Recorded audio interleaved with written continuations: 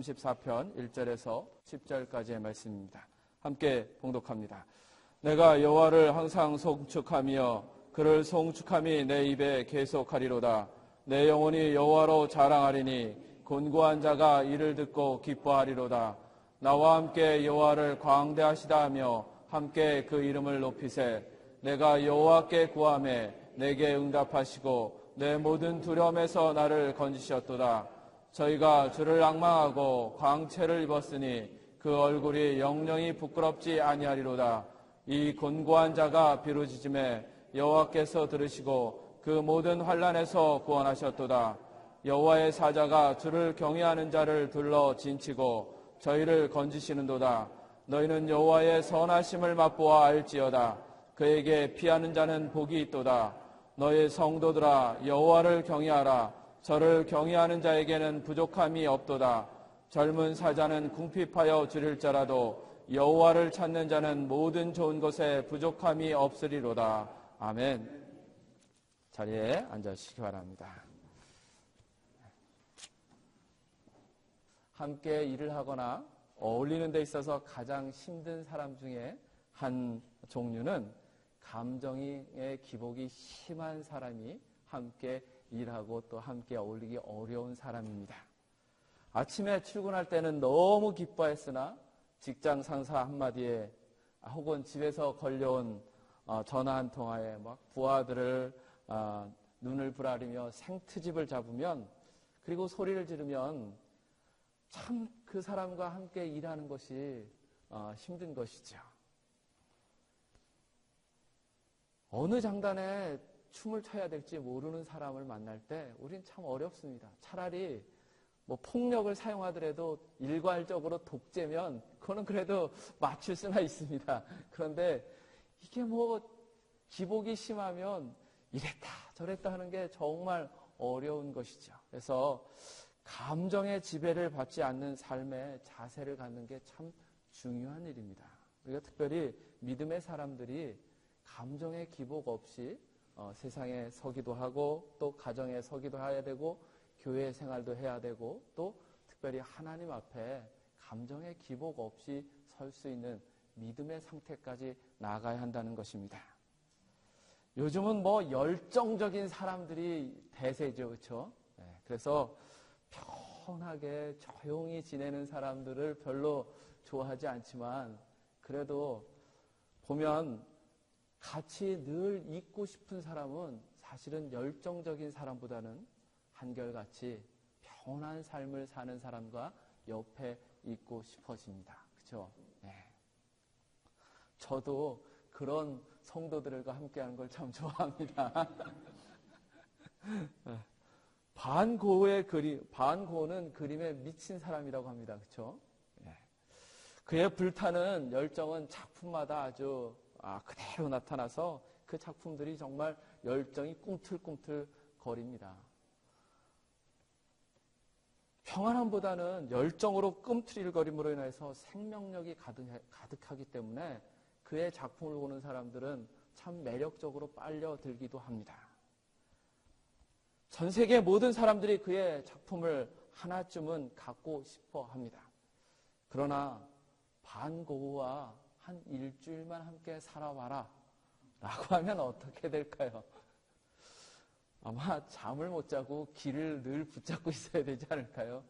언제 그 열정에 미쳐서 길을 잘라낼지 모르기 때문에 길을 붙잡고 불안해하면서 살지 않을까라는 생각을 합니다. 이 열정보다는 조금 더 우리가 감정에 휘말리지 않는 그런 삶, 그리고 그런 사람들과 우리가 함께 하고 싶어지는 것이죠. 살다 보면 그런데 우리에게는 이와 같이 감정에 휘말릴 수밖에 없는 사건들을 경험하면서 살게 됩니다. 어느 날은 정말 내 자신을 어떻게 해볼 수 없을 만큼 분노를 느껴야 할 때도 있고 또 정말 다시는 일어나고 싶지 않을 만큼 비참한 때를 그런 경험하면서 살게도 됩니다.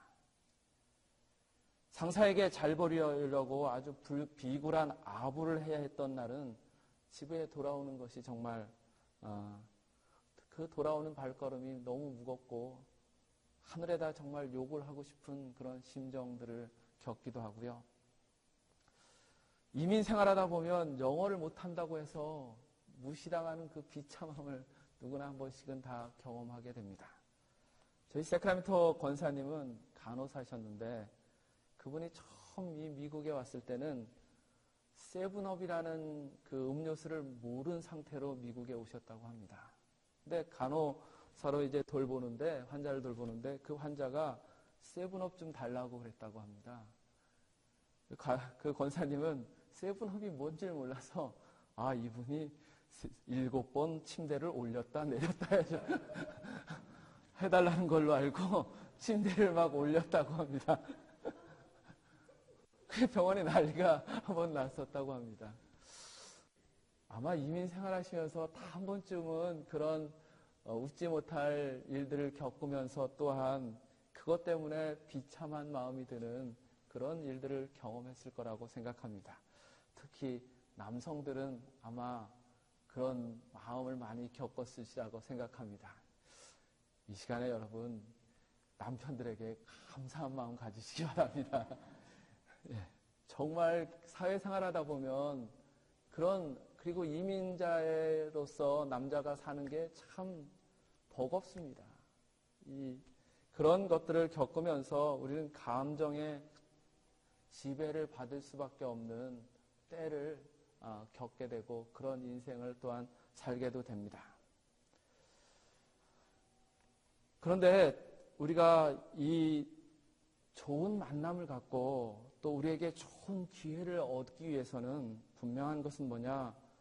그 감정을 잘 다스릴 수 있어야만 좋은 만남을 가질 수 있고 또 우리의 인생에 좋은 기회도 가질 수 있다는 것입니다. 감정에 시말리게 되면 우리에게 다가오는 그 기회도 사라지고 또 우리가 만나야 할 사람들을 온전히 만나지 못하게 된다는 것이죠. 하나님께서는 우리의 어떠한 상황에서도 늘 함께 하시면서 그 모든 것을 사용할 수 있는 사람이 되기를 원하십니다. 그 상황이 우리를 분노하게 하는 상황이든 기쁘게 하는 상황이든 그 어떠한 상황이라 할지라도 그 상황을 지배하고 그 상황을 사용하여서 좋은 열매를 맺을 수 있는 사람이 되기를 원하시는 것이죠. 성숙한 믿음이란 무엇일까요? 여러 가지로 정의를 할 수 있겠지만 감정에 따라서 그 깊이를 달리하는 것이 아니라 한결같이 정말 믿고 한결같이 하나님 앞에 설 수 있는 것이 성숙한 믿음의 한 요소라고 믿습니다. 우리 성도들은 다 그런 성도인 줄 믿습니다. 믿습니다. 네. 화로 가득한 일을 만나도 하나님께서 좋은 길을 열어주실 것이라고 믿고 평안할 수 있는, 그리고 비참한 일을 당하여도 가정이나 이웃의 관계에 그 마음을 가져오지 말아야 한다는 것이죠. 그럴 수 있는 사람. 본문의 다윗은 왜 하나님이 그 마음에 합한 자다라고 말하였는지를 잘 보여주는 말씀이 있습니다. 오늘 이 본문의 배경에 보면 다윗은 사울 왕을 피해서 블레셋에 이제 가서 살게 됩니다. 블레셋 족속의 땅에 가서 그들의 용병으로 살아갑니다. 작은 무리를 데리고 그들이 싸울 일을 가서 대신 싸워주는 역할을 하면서 살고 있었습니다. 그런데 그들이 이스라엘과 큰 전쟁을 계획하게 됩니다.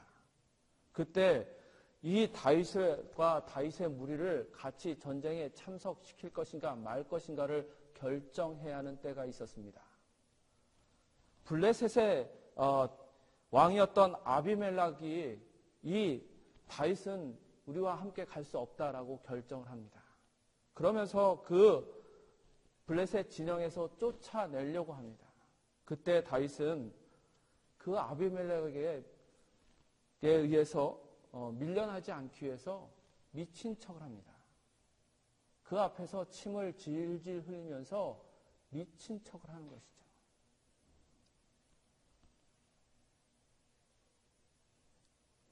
이 블레셋의 골리앗을 물리쳤던 그 다윗이 살기 위해서, 자신을 따르는 그 무리들과 함께 살기 위해서 아비멜렉 앞에서 미친 척을 합니다. 그리고 그 입술에 침을 질질 흘리며 그 앞에 서고 있는 것입니다. 참으로 비참한 신세라고 할 수 있습니다. 그런데 오늘 그의 시편에 보면 오늘 이 아비멜렉 앞에서 미친 척하다가 쫓겨나고 그 다음에 지은 시에 보면 전혀 그런 상황, 그런 감정의 동요됨이 없는 것을 우리가 보게 됩니다. 급박한 간구나 신세 한탄을 찾아볼 수 없는 것이지요. 그보다는 더 하나님을 높이며 또 더 평온한 가운데서 믿음을 고백하는 것을 볼 수 있습니다. 이와 같이 한결같은 믿음으로, 평온한 믿음으로 하나님을 바라본 다윗을 하나님께서는 살리시고 그를 이스라엘의 왕으로 세우셨습니다. 그리고 언제나 내 마음에 합한 자라고 말씀해 주십니다. 다윗이 감정의 지배를 받지 않고 고백한 그 믿음의 시를 통해서 우리가 분노와 비참함의 감정을 이겨내는 신앙인이 되기를 원합니다. 한결같이 평온한 마음으로 하나님을 찾는, 한결같이 평온한 마음으로 우리의 이웃들과 함께 할 수 있는 그 믿음의 길을 우리가 찾기를 원하는데, 그 첫째는 뭐냐면 하나님의 위대하심을 입으로 선언하라는 것입니다. 내 인생은 왜 이 모양이지, 내가 뭘 어쨌다라고 하는 말이 입 밖으로 저절로 튀어나오려는 일을 당한 그날에 우리의 감정은 컨트롤하기 힘든 사자와 같은 것입니다. 감정이 꿈틀거리기 시작했다면 좀채로 수그러들지 않고 구르는 눈덩이처럼 계속 커져가게 되어 있습니다. 아비멜렉 앞에서 미친 척하고 침을 흘리면서 그의 처분만을 기다렸다가 그 앞에서 쫓겨난 다윗의 마음은 상할 대로 상했을 것입니다. 폭발 직전이라고 할 수 있었겠지요. 하지만 다윗은 자신들의 무리 앞에 와서는 크게 이렇게 외칩니다. 내 입에 여호와의 위대하심을 계속해서 송축하리라. 그 미친 척하고 침을 흘리면서 오직 살고자 하는, 그렇게 해서라도 살아야 했던 그 다윗이 그 앞에 나와서 이제 그 무리들 앞에서 하는 이야기는 내 입에 여호와의 위대하심을 계속해서 송축하리라라는 것입니다. 그는 블레셋 진영에서 당한 수치와 감정을 자신의 가정과 자신의 무리에게 가져오지 않았습니다. 그리고 계속해서 하나님의 위대하심을 선포합니다. 다윗의 마음도 많이 상하고 화도 나고 비참함에 우울했을 것이 분명합니다. 그러므로 처음에는 진심으로 하나님을 찬양하지는 못했을 것입니다. 하지만 그렇게 하나님의 위대하심을 입으로 계속해서 선포하는 그 과정에서 자신의 감정을 컨트롤해 나갈 수 있었던 것입니다. 1절의 말씀을 우리 함께 다시 보겠습니다. 함께 있습니다. 내가 여호와를 항상 송축하며 그를 송축함이 내 입에 계속하리로다. 아멘. 그 비참한 날에 다윗은 계속해서 하나님의 이름을 송축하고 하나님을 찬양한 것입니다.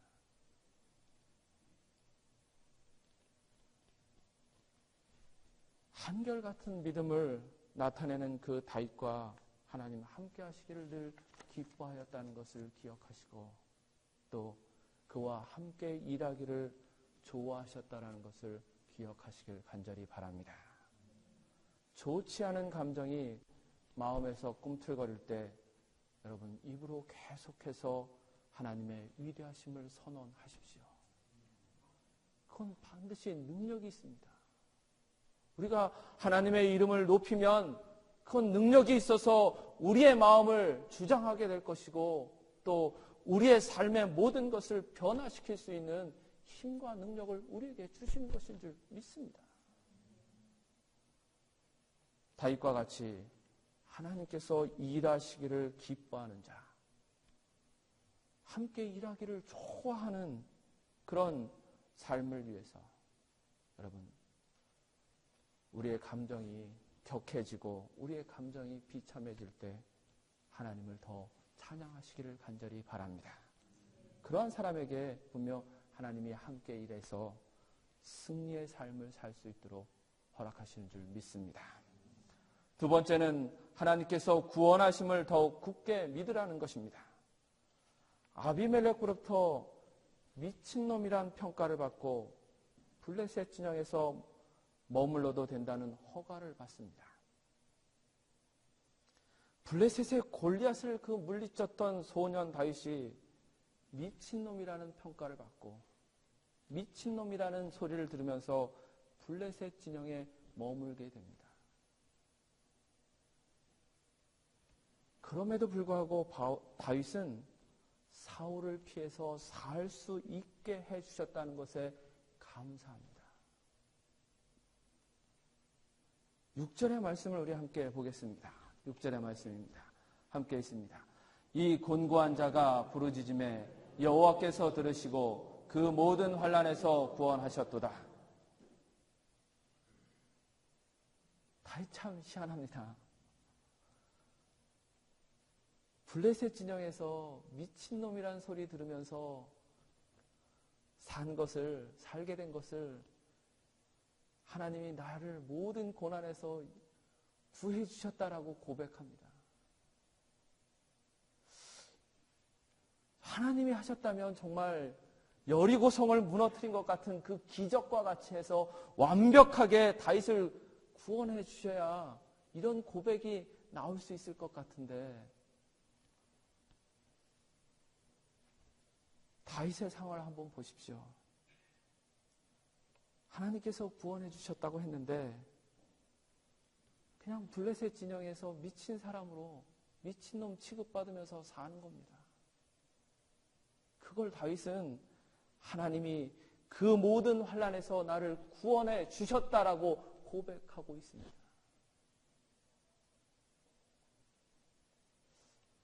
이 고백이 참 어려운 고백이죠.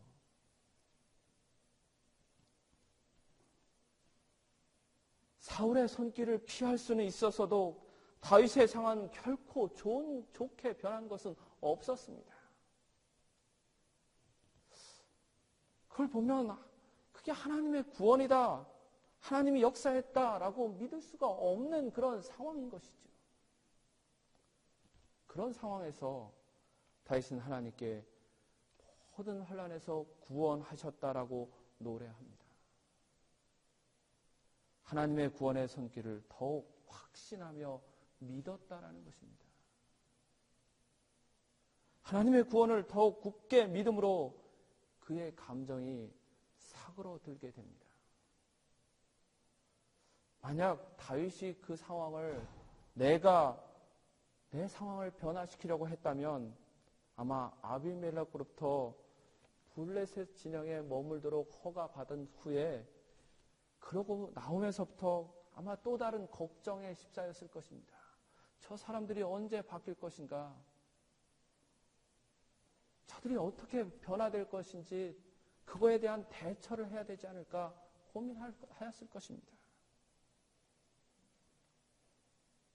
그런데 다윗은 그 모든 상황을 하나님 다 구원해 주셨다라고 이야기하며 고백합니다. 사랑하는 성도 여러분, 상한 감정과 분노의 감정을 키우기보다는 하나님의 구원을 의지하는 믿음을 더욱 굳건히 붙잡으시길 바랍니다. 우리는 쉽게 우리의 상한 감정과 그 분노의 감정을 키우는 데는 너무나 쉽습니다. 그건 전혀 우리가 노력하지 않아도 상한 감정은 저절로 크게 되어 있고 분노의 감정은 저절로 크게 되어 있습니다. 내가 통제할 수 없을 만큼 커지는 것이 그 상한 감정이고 분노의 감정입니다. 그런데 여러분, 그때 결심하십시오. 하나님 나를 구원하신다 라는 그 믿음 내가 갖겠다라고 결심하십시오. 그리고 그 믿음 굳건히 붙잡으십시오. 상한 감정과 분노의 감정을 키우는 것으로는 우리의 상황을 조금도 좋게 만들 수 없습니다. 하나님의 구원을 의지하는 그 믿음을 내가 키워야 훨씬 더 좋은 결과를 맺을 수 있다는 것입니다. 세 번째는 선한 방법으로 대응하는지를 살피라는 것입니다. 11절의 말씀을 우리 함께 좀 보겠습니다. 11절의 말씀입니다. 함께 있습니다. 너희 소자들아 와서 내게 들으라. 내가 여호와를 경외함을 너희에게 가르치리로다. 아멘. 갑자기 논지가 전환을 이루어가고 있습니다.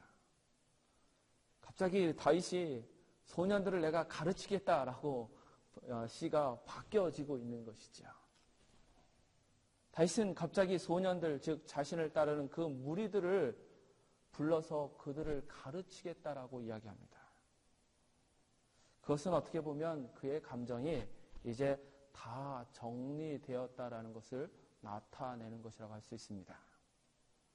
감정을 다 정리하고 나서 하나님의 백성으로 상황을 이제 타개해 나가는 방법, 즉 그의 앞에 있는 일들에 대하여서 대응하는 자세를 찾고자 하는 것입니다.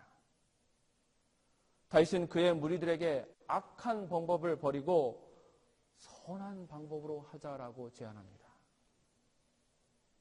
13절에서 14절의 말씀을 우리가 함께 다시 봅니다. 있습니다. 내 혀를 악에서 금하며 내 입술을 괴사한 말에서 금할지어다. 악을 버리고 선을 행하며 화평을 찾아 따를지어다. 아멘. 다윗이 그 소년들과 함께 찾은 방법은 뭐냐? 그 혀에서, 그 입에서 악을 제하고 악한 말을 금하고 괴사한 말을 하지 않고 악을 버리고 선을 행하며 화평을 찾아서 따라가자라는 제안입니다. 감정의 파도를 가라앉히고 나니 믿음의 백성, 하나님의 자녀다운 대응을 찾을 수 있었던 것이지요. 분노와 비참함의 감정의 지배를 받으면서 결정한 행동은 어떤 것이겠습니까? 아마 가해자와 똑같은 사람이 되는 것밖에 달리 할 게 없습니다. 우리가 분노의 감정으로 또 상한 감정으로 대응하면 나에게 가해를 가한 사람과 똑같아질 수밖에 없는 것입니다. 그런 사람밖에 될 수 없습니다.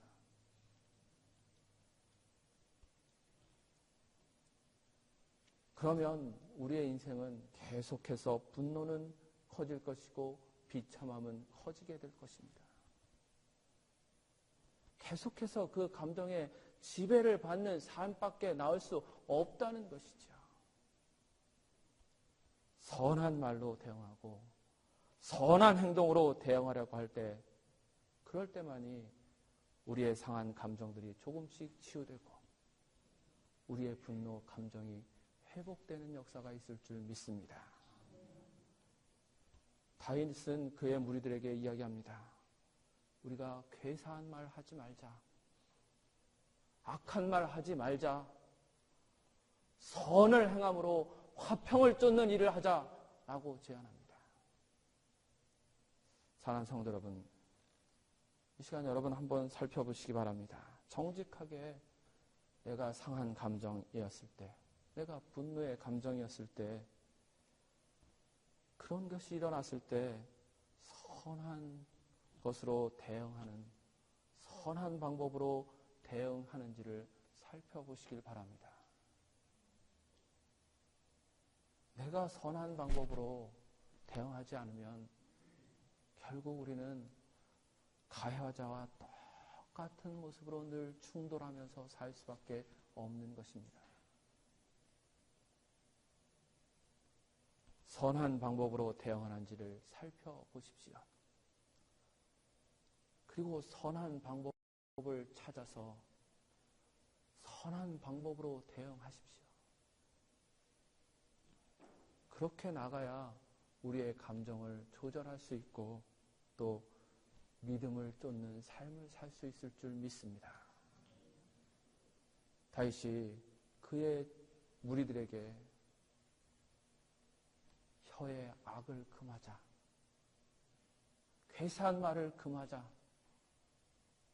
악을 버리고 선을 행하자, 화평을 찾아서 따르자 라고 제안했던 이 말씀을 늘 기억하시면서 우리가 분노의 감정이 일 때 그 말을 여러분 기억하시고 그 말을 지켜가시기를 간절히 바랍니다.